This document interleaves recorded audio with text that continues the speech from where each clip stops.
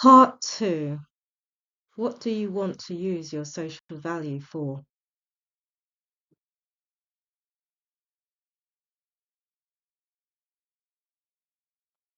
So now that we've identified what is social value, the benefits it can bring to your organization, and what social value you already are doing in your organization, what do you want to do with that social value? And it's important for us to remember that social value is not just something you measure. It's something you can actively use to grow and strengthen your business. It's a strategic business tool. So here are some examples of what you can use your social value for. And we spoke about these a bit more in depth in previous slides, but it's useful in the context of this part of the presentation. To win contracts and tenders, to secure funding and investment, to strengthen marketing and brand story, to build trust with customers and community, to grow a purpose-led business, to attract and retain great talent, to track what's working, and to improve. What do you want to use your social value for? Frequently asked questions. Do I need a different social value approach for funding, tenders, and marketing? The core social value stays the same, but how you frame and evidence it should be tailored to the audience and purpose. So how you may articulate it and share it with maybe funders for reporting purposes may differ to how you communicate that to maybe your customers or your service users, because they probably want to hear more about the story behind the impact, behind the numbers.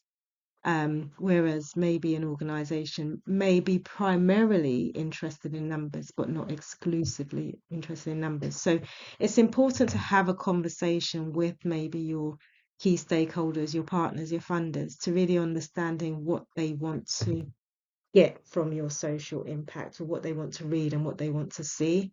And it is a case of testing, iterate, test, etc., until you get that right balance.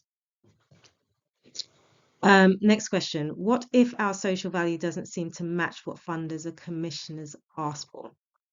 Most social value can be aligned with external priorities once it's clearly understood and translated into the right language and outcomes.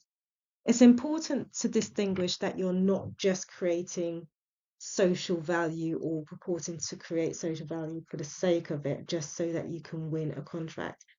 You'll come a cropper and it just won't make sense. If it doesn't align with your values, you shouldn't be measuring it. But this goes back to the conversation. If you've established a really meaningful relationship with a key partner, then it should be fine for you to have a conversation in terms of specifically what they're looking for in terms of your social value and how they want it communicated and how they want it presented.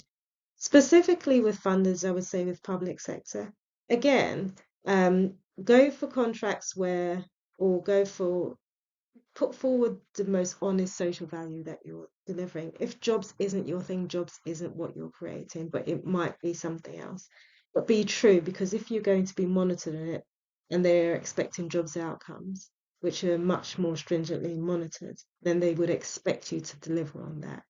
And so it's very important that you're transparent at the beginning. And if you don't align, well, maybe that's not the right contract for you. But do have conversations, maybe speak to the commissioner, the economic development officers, whoever's commissioning that work, or it might be they may hold info sessions, and just have an open conversation with them about that as well.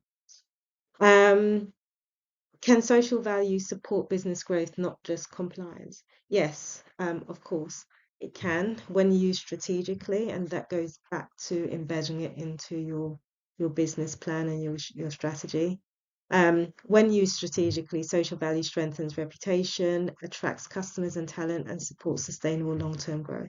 But it has to be used in a correct way and not just as an afterthought, not just as an add-on. really embed it into your organization. And I think the key thing is you only have to really do that embedding initially, because once you start getting into the rhythm of delivering your social or just in your general operations, then it just becomes who you are. It just becomes second nature and instinct.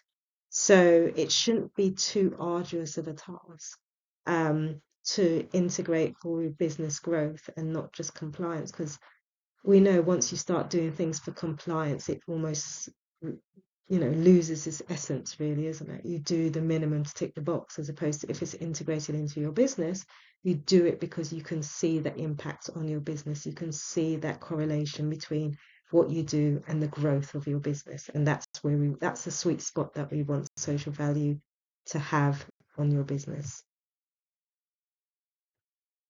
So that concludes part 2 of what do you want to use your social value for.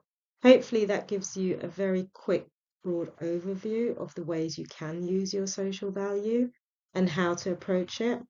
Up next, we will delve into how do you measure your social value. So I look forward to meeting you on the other slide.